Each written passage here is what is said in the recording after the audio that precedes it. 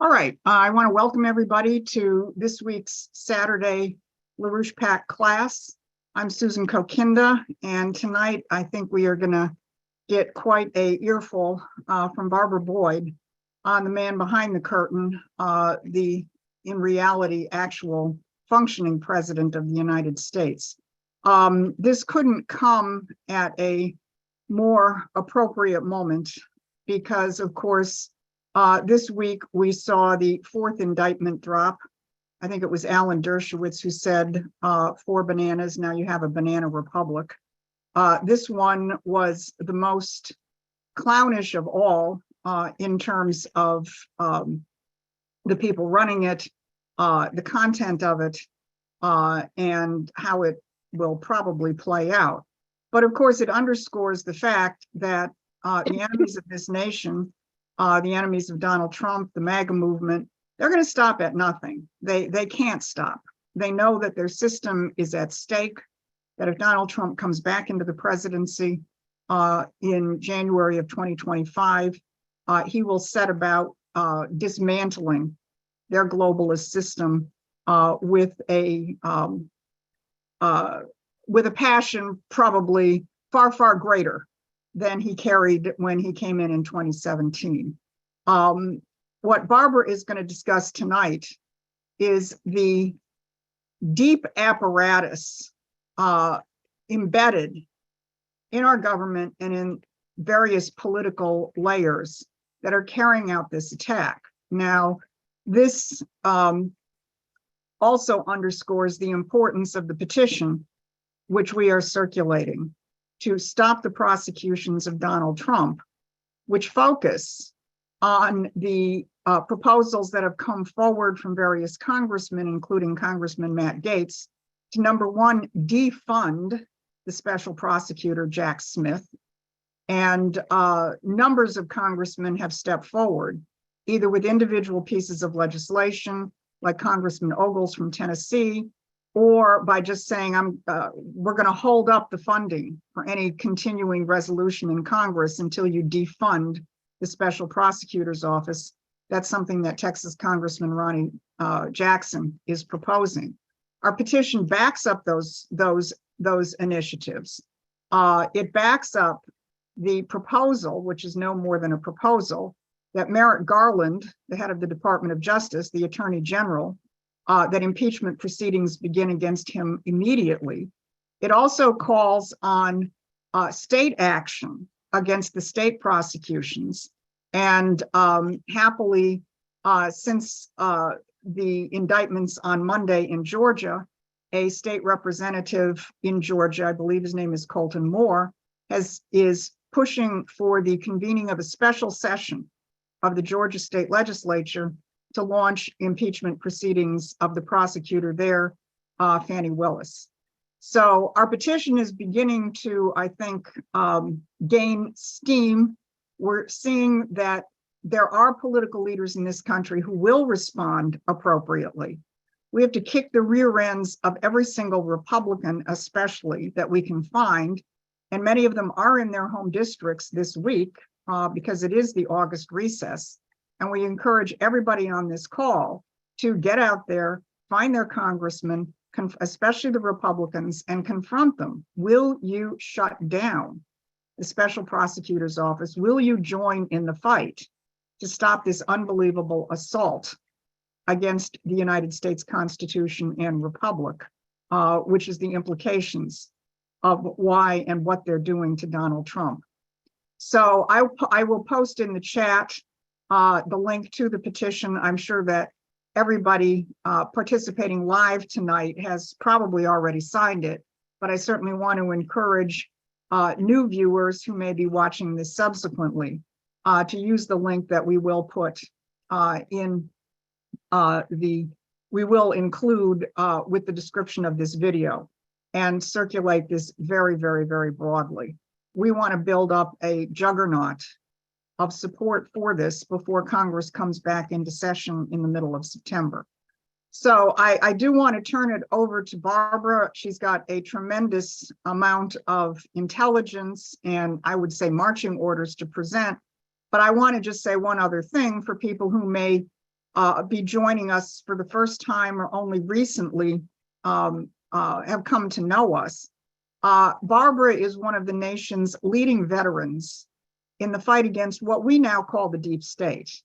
But long before anybody gave it that name, Barbara was one of the critical people involved with Lyndon LaRouche and his movement in combating the national security apparatus attacks on our organization, which go back to the 1970s. So when you're listening to Barbara tonight, you really are listening to a veteran in this fight. So without any further discussion, let me put Barbara up there. All right. Go ahead. Go. Okay. You make me feel old.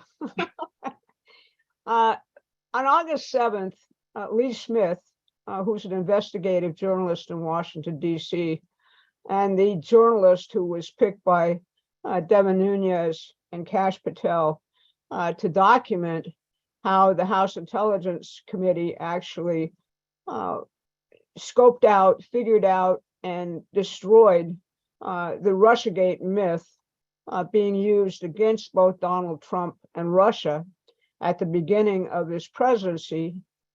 Lee Smith wrote a piece in Tablet on August 7th. And in it, he says, Barack Obama, not Joe Biden, is actually running the US presidency.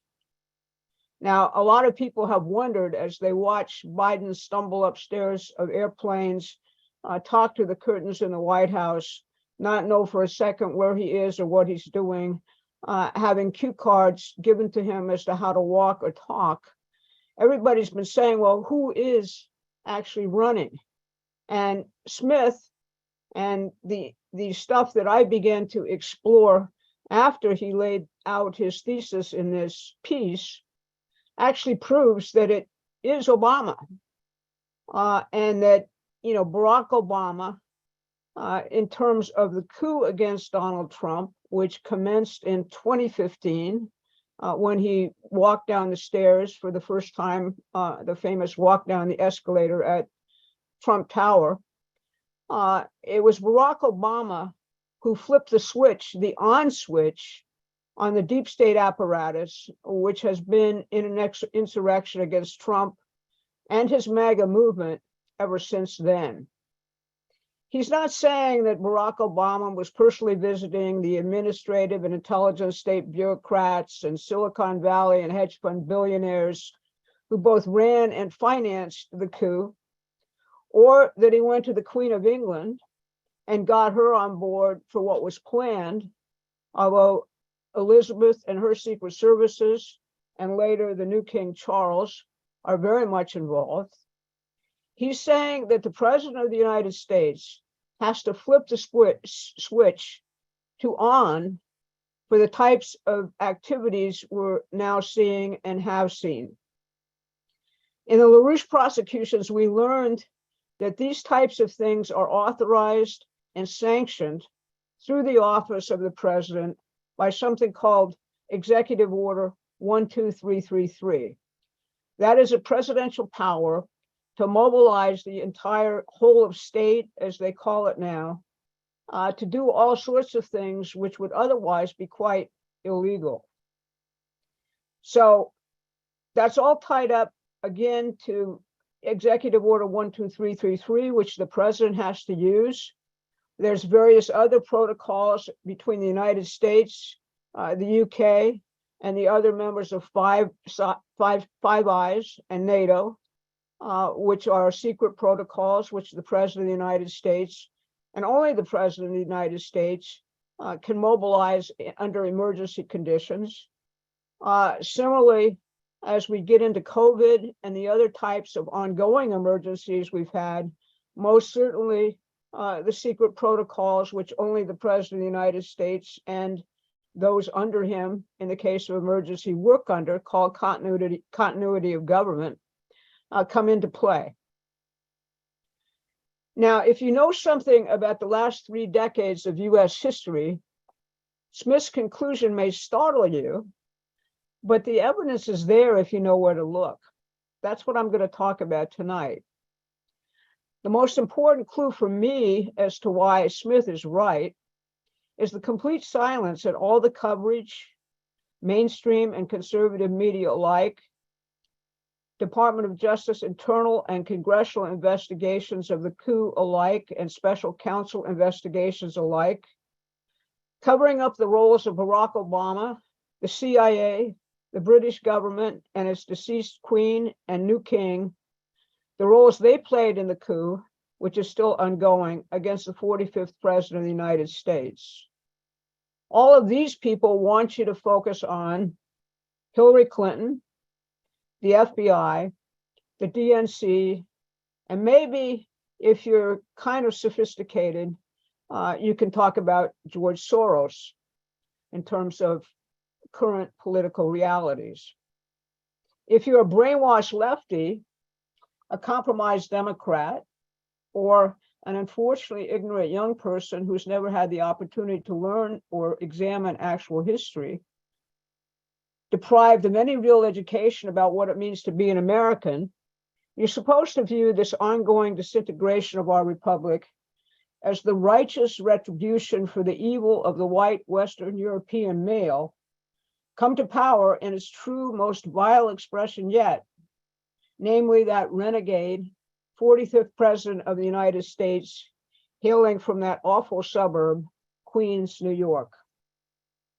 The real story explains all of this much better, as truth most often does. Why we're in this dystopian slide into chaos today, and what we can do to reverse it. Like many things, in this case, a picture is worth 1,000 words.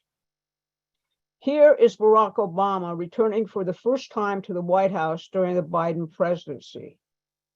Everyone greets and jokes about with their personage and their body language, saying that this is the real boss, while Joe Biden looks completely lost and ends up talking to the drapes. Susan, could you just play cut one?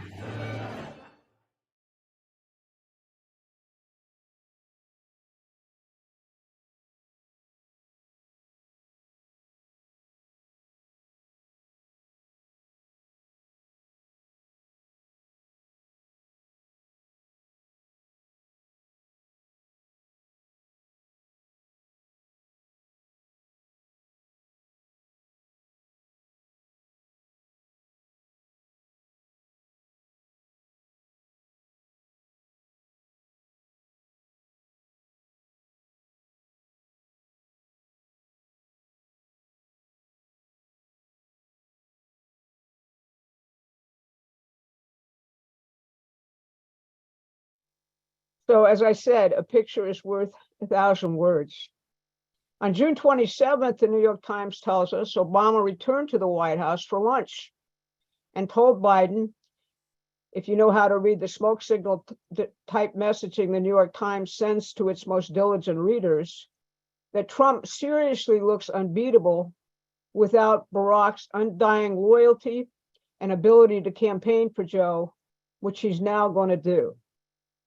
That was the signal to the White House crew and the DC gangsters and the Silicon Valley billionaires, the monsters of the internet, that the boss, i.e. the guy who can actually turn that apparatus back on, was now firmly running the White House again, as he has many, many times throughout Biden's 2020 campaign and occupation of the White House.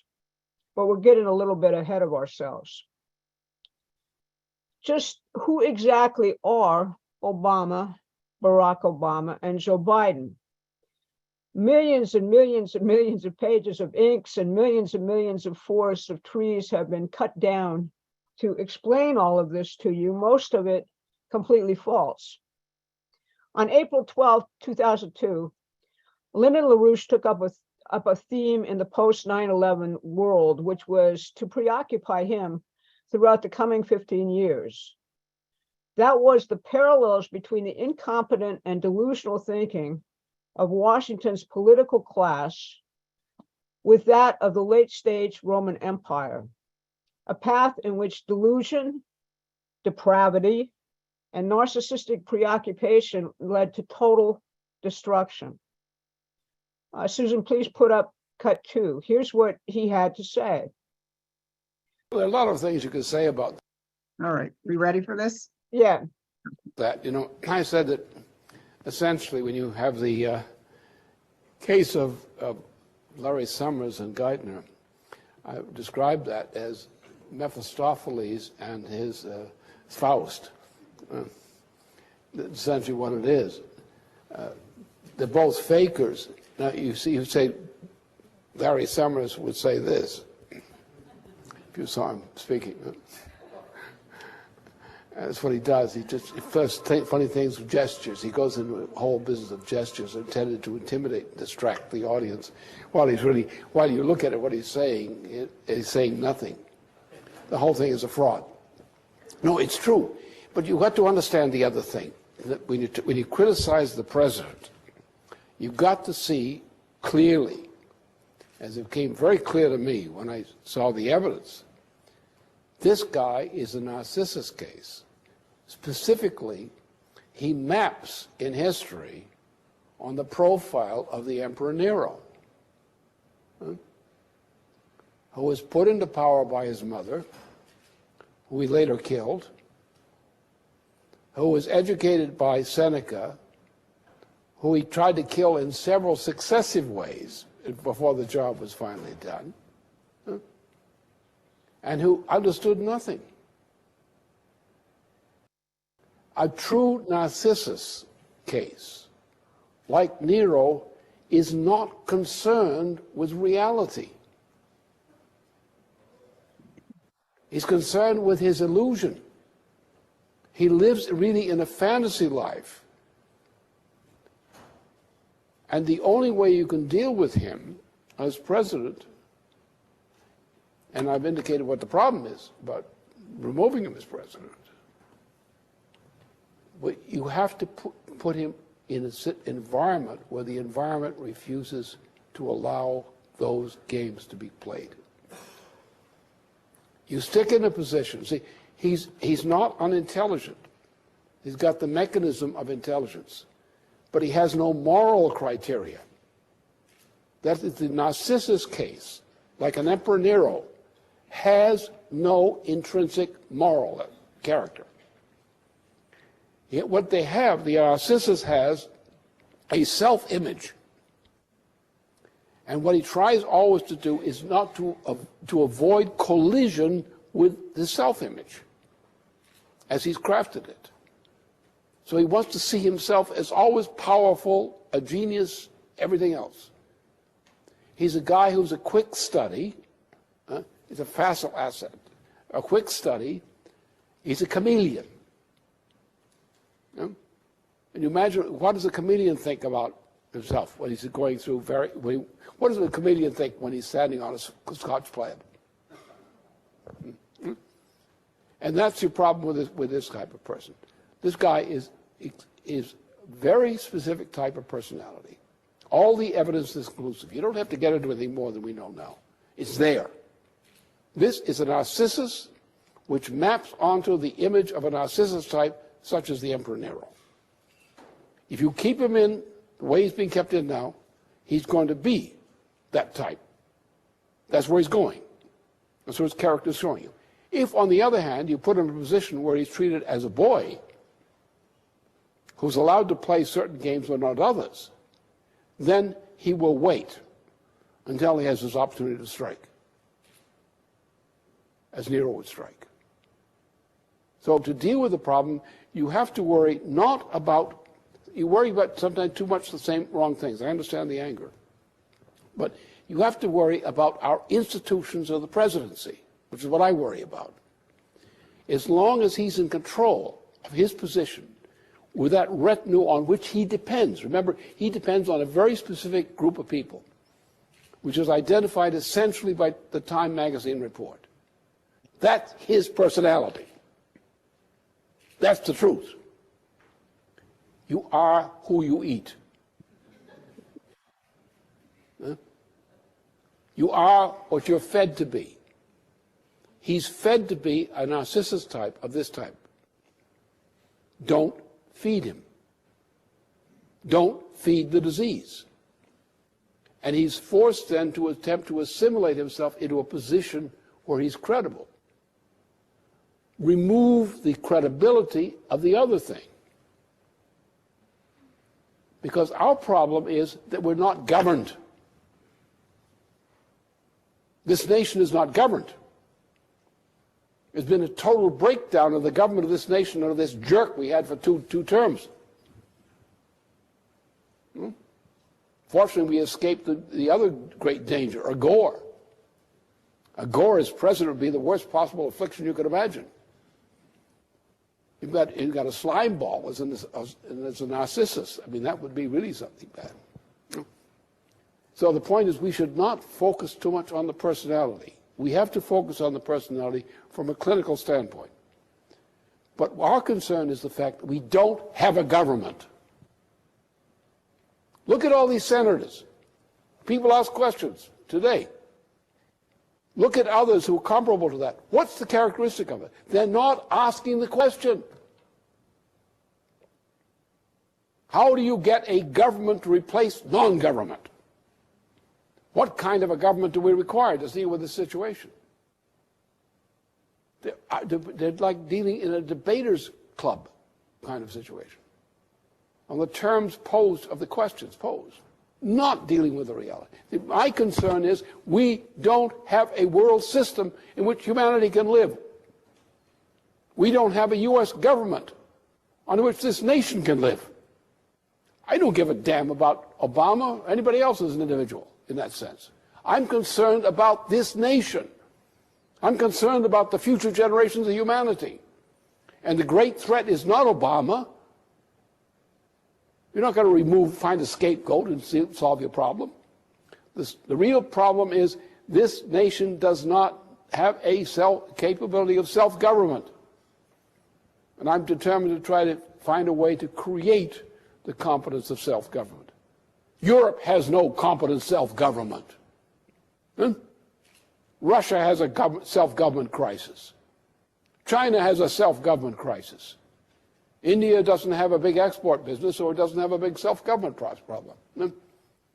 Most of the world is suffering. The whole planet's in agony. It's about to break down. We're headed for a holocaust on this whole planet as a result of this thing. I'm not concerned about an individual as being the problem. They may be a problem, but the problem is defined in a context. And the reason we have the problem is because we don't have a functioning government. And Europe doesn't have a functioning government. And most of the world doesn't have a functioning government. And that's what we come to. I come from a time in my age when I have known conditions under which we had actual governments. I've known a time when the United States government meant something. It doesn't mean anything anymore as a government. It's a reflection of incompetence. Rub two incompetence together and call it government. I'm concerned about what should be there, which Obama is not. Obama is not the problem. He's a symptom of the problem. He's a symptom of the problem that we no longer have the ability to govern ourselves as a nation. And I'm just hoping that the angry people, and they are angry out there, and some of these people in the Congress aren't listening. Those people out there are angry.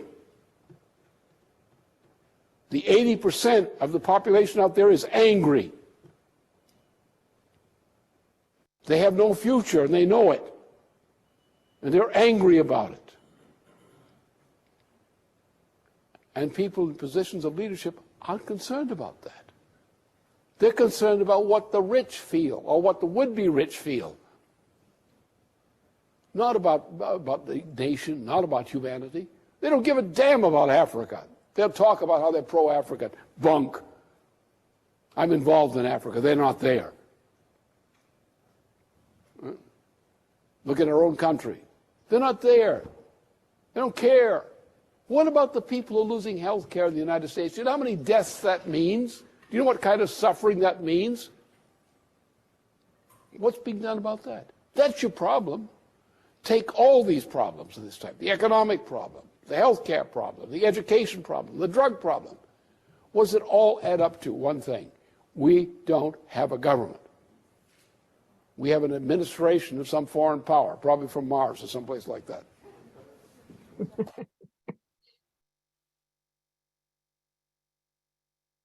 As usual, there's nothing more powerful than LaRouche speaking, and that was on April 12th, 2009, diagnosing the problem. His reference to Nero, which he elaborated much more after that, in terms of Obama and in terms of the apparatus around Obama, which actually campaigned for him and put him into power, refers back to the history of the burning of Rome. Nero was one of the last oligarchs who ran the Roman Empire. And Lynn often said that the overall thrust of the international financiers and the oligarchy really was an attempt to impose the Roman Empire model on the United States, and that you had to really look at that. That is, that the modern British financial empire consciously models itself on the Roman Empire, and the various late empire leaders, who were all crazy in some form or another, actually modeled themselves in a certain sense on Nero. He's known throughout history as a megalomaniacal narcissist who burned Rome, in essence. He was away from the city when the Great Fire started in 64 AD. Many of the Romans who witnessed the fire blamed the emperor himself for feeding the flames through arsonists and looters. But in reality, all public order had broken down, as LaRouche emphasized, at a point in the late empire, so to speak, where literally government per se, civil society per se, had completely broken down. Nero had previously killed both his brother and his mother when they challenged his reign, a message as to his brutality, which kept the citizens obedient and enslaved. In our modern late empire, we have cancel culture, and we have social ostracism, and we have complete control of information and other things which function similarly. And we have the modern Department of Justice, which is engaged, in effect, in a reign of terror, all designed to keep the citizenry obedient, cowardly, and enslaved. When the fire started, Nero only returned to the city when the palace itself was set aflame, his palace. Rather than intervening in the fire, convinced that he was the greatest actor and singer in history, Nero mounted the stage and performed the Sack of Ilium, a poem, an hours-long song and poetry from beginning to end. That's where the term comes from, that he fiddled while Rome burns. The historian's discussion of the fire describes the cruelty of people attempting to flee the flames. They describe people screaming in the night all around Nero as he performed his poetry. He basically described himself at that point as being enraptured by the beauty of the flames. Once Rome burned, he did mount an effort for relief after the fire, which was substantial and kept him in office, and he rebuilt much of the city in ways which were lauded by historians and provided a temporary salve to the populace. Very similar to the fire in a certain sense, which occurred in 2007, 2008, in terms of the financial collapse in the United States and worldwide of the financiers' post-World War II monetary system, a complete and total collapse, which we're still not recovered in any sense from.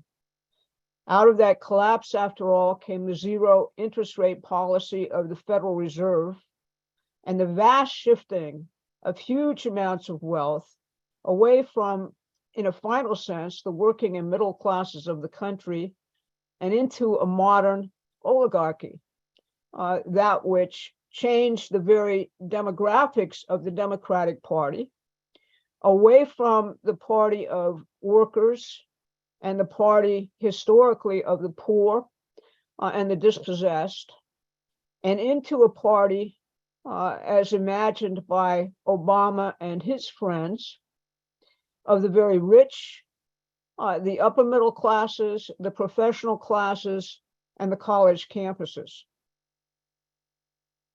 Now, Nero couldn't escape the wrath of the Roman citizens, who, despite the fact that they were cowed and submissive and restrained, knew what had happened to the city and that he was responsible for it, and they blamed him.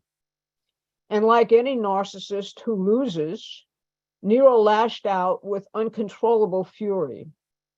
He constructed a massive palace in honor of himself.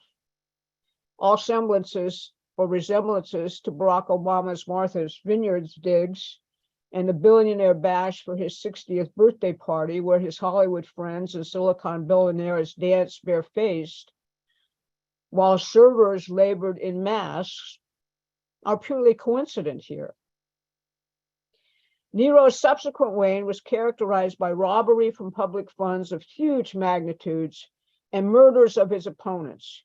He kicked his pregnant wife to death in a fit of rage when she questioned him.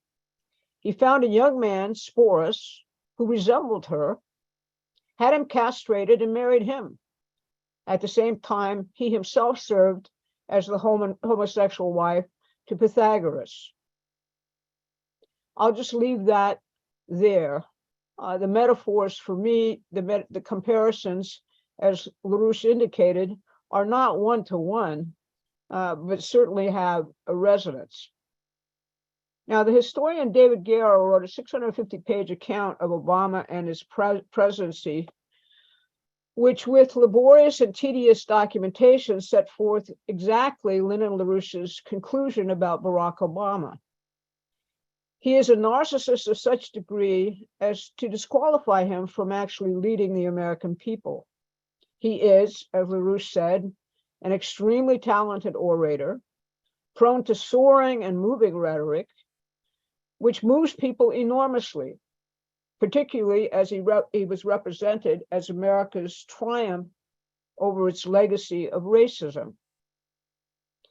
Both Joe Biden, and Senator Harry Reid at the time described the ascendant junior senator in the embarrassingly racist terms, which actually described the fundamental purpose of his rapid promotion. As Biden said, quote, "I mean, you got the first mainstream African-American who is articulate and bright and clean and a nice-looking guy." The furor across the country as to the obvious racism of Biden's comment, coupled with the same comment from Senator Harry Reid, was astounding to most people who were listening, but didn't bother Obama one bit. Garrow, in his work, proves that much of Obama's personal history is fake, not in the stupid sense of the birther campaign. Rather, Obama's own autobiography, his own writing up of himself, is the deliberate image and history Obama wanted for himself, and it has little to do, as Garrow proved, with reality. He is living out the script of his own autobiography, Dreams of My Father, which he wrote and which is mostly fiction. It has to do with living the role his masters in the international oligarchy, facing the financial collapse of 2008, needed in an American president to secure the bailout they planned and desperately needed, and to keep the reaction in the population at bay, That was the whole purpose of the very rapid elevation of Barack Hussein Obama as president of the United States, riding on the emotional wave of telling a very troubled population that this meant that our bad dream of racism was over with. We'll get back to this. On September 18th, 1987, Lyndon LaRouche published his assessment of then Senator Joe Biden as he flamed out of the 1988 presidential campaign when it was discovered that he had plagiarized British liberal Neil Kinnock and Bobby Kennedy in every aspect of his campaign addresses. Here's the link to that piece. Please put up the link, Susan. I think it's cut 4 for people. In brief, LaRouche said, so much, and I'm quoting, of Senator Biden is now attributed to be a carbon copy of other persons that a humorist might be forced to speculate whether or not, quote, Joe Biden, end quote, were merely a computer synthesized laser hologram pieced together out of entries taken from Bartlett's familiar quotations. Wit begs this philosophical doubt that Senator Joe Biden actually exists. His birth certificate is probably genuine, but his public personality is an empty shell of borrowed rhetoric. Biden tried to rally the Democratic Party's McGovernite left around his candidacy. His qualification for appealing to so diverse an aggregation of New Agers was his effort to say nothing which might offend any faction within that collection. This he accomplished by saying nothing which was not plagiarized bits of tested rhetoric, thus gaining adherents' applause for saying really nothing at all. However, Biden, LaRouche said, merely made most painfully obvious what is equally true of all recent and present competitors of mine for the Democratic nomination. They are all, quote, four-flushers. This is true not only of those who attempt to capture the support of the McGovernite left, the same is true of those who propose to establish themselves as symbolic leaders of the philosophical right or liberal center. Not all politicians are four-flushers, but all who adopt the posture of attempting to symbolize the left, right, or center tend to be devoid of personality as former candidate Joe Biden. That was LaRouche in 1987, but as we've seen very graphically, it is an extremely accurate description of Joe Biden today. So why were these two put in the US presidency now for 3 terms by the oligarchy? I'll start to just give you something of a brief answer.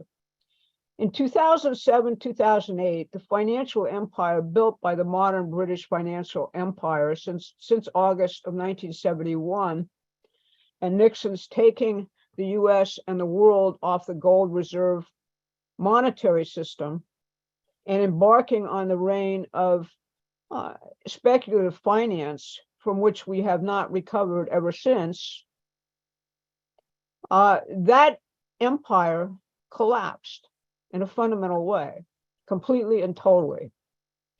We're still living in the destruction wrought by that collapse and the failure to restore the American system of political economy, the response Lyndon LaRouche fought for tirelessly throughout the Obama years. Donald Trump's fledgling attempts down LaRouche's path and his reference to the American system in his 2016 campaign is the primary reason they have come after him. They're deathly afraid of the type of restructuring which both Lincoln and Roosevelt did as they confronted the collapse in 2007, 2008, and onwards. And they knew that Hillary Clinton would never be able to execute the type of bailout which occurred of every single international financial institution in 2008 on the backs of the American working and middle classes. They needed to do this and prevent a revolution at the same time. Obama himself gave away the role he had when he told an assembled entourage of the top banks in the White House, "I'm what's standing between you and the pitchforks out there." And from that point on, he proceeded to do the bailout. The bailouts, a healthcare law which primarily bailed out the insurance industry at the expense of doctors and patients and their relationship, a climate accord which would reshape the international financial system into a globalist parody of the Middle Ages. All of these were imperatives of the empire which Obama and Hollywood and Silicon Valley and the intelligence cabal shepherded into the realm of temporary popular consent. The population was also in revolt against Bush's and the neocons' forever wars, an ongoing resource war reconfiguring the world to ensure that all material wealth continued to flow to the globalists almost as rent amidst the financial unraveling which had occurred. They needed wars to continue, particularly in Africa, the Middle East, and Ukraine. They needed to keep Russia in check. They needed also to keep China as a satrap of the West, a manufacturing farm rather than a nation pursuing its own sovereign trade and interests. Obama accomplished their wishes, albeit only temporarily, through a grand ability at outright sophistry and marketing a popular delusion achieved through the intelligence agencies and the captured news media. Obama's campaign was the first campaign in American history which was totally run on psychological profiles gathered through the internet and set up and controlled and thought about as the basis for a political campaign. Gone were the actual party apparatuses, the actual local politicians, the actual retail politics, which used to exist in representative government, where everybody had a voice, could pressure their politicians to do things for them, had a role in actually getting the country moving and things done. Instead, what Obama's administration and Silicon Valley engineered was our current propaganda regime, very similar to George Orwell's 1984. That did not exist before the Obama-Biden administration, and it is very much with us now.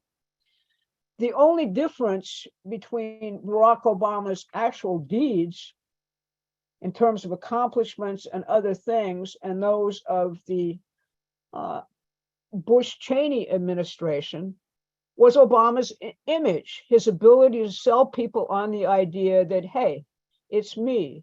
They're just cool and collected Barack doing these things. It's not that authoritarian and alpha male Dick Cheney, and it's for your own good. He sold that to fawning youth and suburban housewives and to people who actually were sucker enough to believe it. Internationally, Europeans love the persona, washing themselves of their own centuries of racial misdeeds through their crazed love affair with Barack Obama. The Queen of England courted him personally in remarkable ways which are beyond the present presentation. Donald Trump overtly threatened to dismantle all of this in favor of a return to sovereign nations once again, pursuing their own nations and trading with one another on that basis.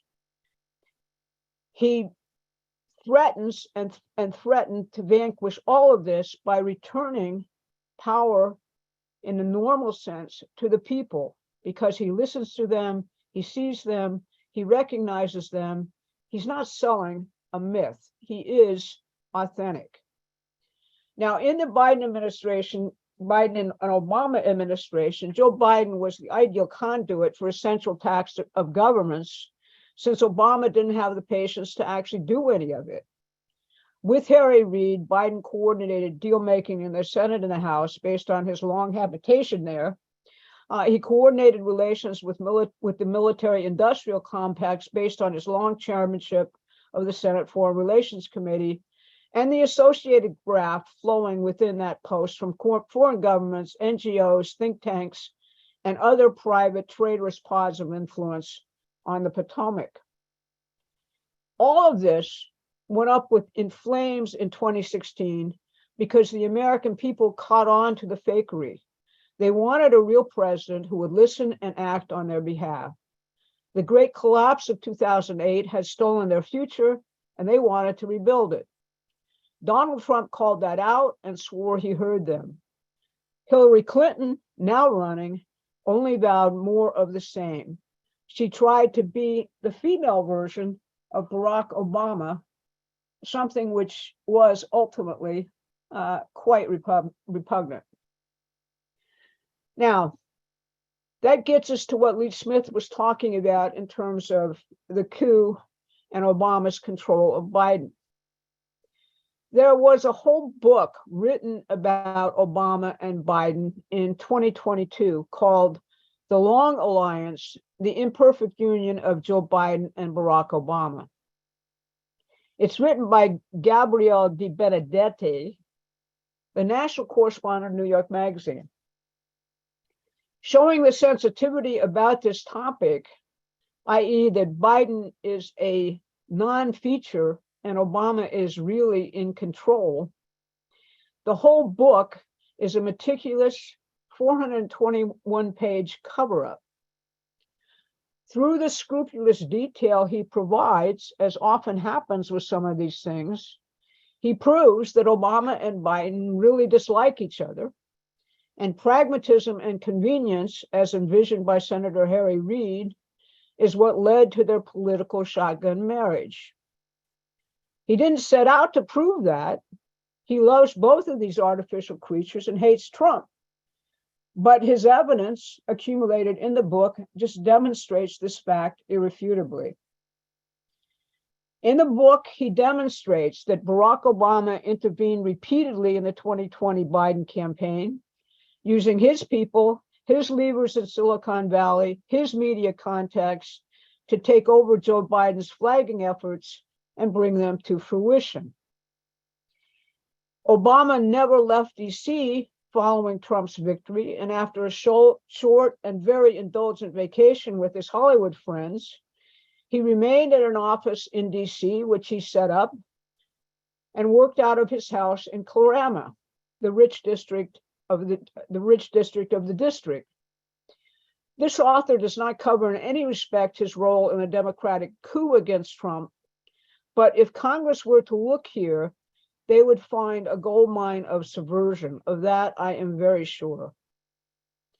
If you look at psychiatric manuals about narcissistic personalities, you'll find that if they are challenged or if they lose, they lash out in furious revenge and they project their own qualities and actions onto their target, lacking any ability to self-consciously examine themselves. Hence, they proclaim, for example, that Donald Trump is an authoritarian monster as they create a totalitarian regime such as that which the United States has never seen, and in many respects, the world has never seen. The author of this book emphasizes that Obama holds sway over all of Biden's staff and decisions now because he is out in true narcissistic fashion to, quote, protect his legacy. Obama describes the Biden administration as, quote, finishing the job being the ultimate destruction of the United States. The video that we showed at the beginning just demonstrates the true nature of the relationship. Now, Lee Smith noted in his piece that the British, the CIA, and Obama emerge unscathed after multiple investigations of Russiagate and the coup.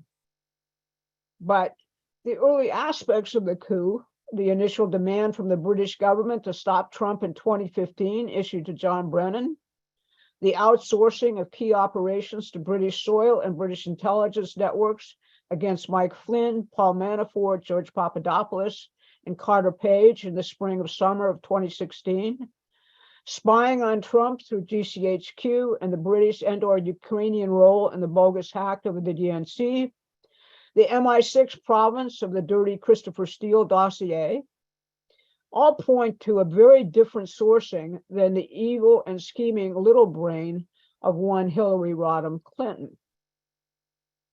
John Brennan briefed Obama about Hillary's Russian smear operation against Trump.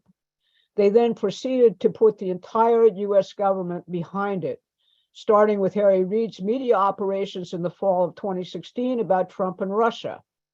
It was Obama's January intelligence assessment and his signing of an NDAA codicil, which put the machinery of the deep state behind the coup, and through the NDAA allowing military level, total full spectrum information operations against Trump and his supporters, which were the key elements in the coup, and these have continued. With respect to the legacy, Obama's domestic and foreign policies were all made by the British Empire, not by any American patriot, just like Bush and Cheney's were made from the same cloth. Just look at the resumes of two of the most important people in Obama's campaign and his presidency, Susan Rice and Samantha Power, for two glaring examples of this. There are many others. They, like Henry Kissinger, have sworn their fealty outright to the British Empire, not the United States. The creepy controller of Obama, Valerie Jarrett, demands much more investigation in this regard. I'm going to be writing a whole lot about this, but I wanted to return to what LaRouche said in the beginning about how to defeat these people. He said that the British imperial policy of imposing the Roman Empire model on the United States had progressed deeply by 2002, but had not completed itself. Donald Trump has pretty much put that resistance running hot now. The population has to understand the nature of this imperial oligarchical beast and its difference with the profound revolution of 1776. The spirit of 1776 is the antidote, LaRouche said, to this alien imperial poison. I would add to that a refinement of what we're seeing today across the nation in terms of Donald Trump. St. Paul wrote in 1 Corinthians 13 about this. Susan, could you put up the St. James quote from 1 Corinthians 13 for people? I've used the current St. James Bible for this quotation just for its universality, although the Greek word for charity is agape, or love. This is the quality Trump's supporters are responding to in him. He is authentic.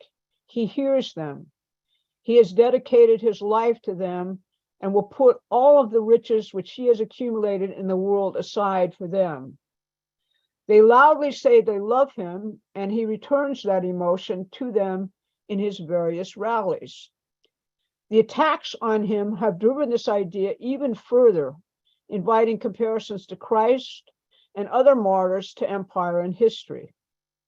It is this notion and projection of love, agape, which no fake politician can manifest. This emotion has to spread across the boundaries of polarization which the enemy has set up, turning the population of this country against one another. This is the emotion which must be educated to triumph, just as those, our forefathers, who knew it so profoundly, triumphed in 1776. So I'm going to leave my presentation at that. I'm hoping that we provoke something here in terms of our examination of this peculiar history. And I think that this area of investigation as to the true nature of the coup and who's running it would behoove our friends in the House who are currently investigating this to take a deep look at. It opens new areas. What was Obama doing? What was the machinery well known to exist around Obama doing throughout the queue and throughout the first years of this horrendous Biden administration. The answer to the question as to who is actually running the White House is pretty clear.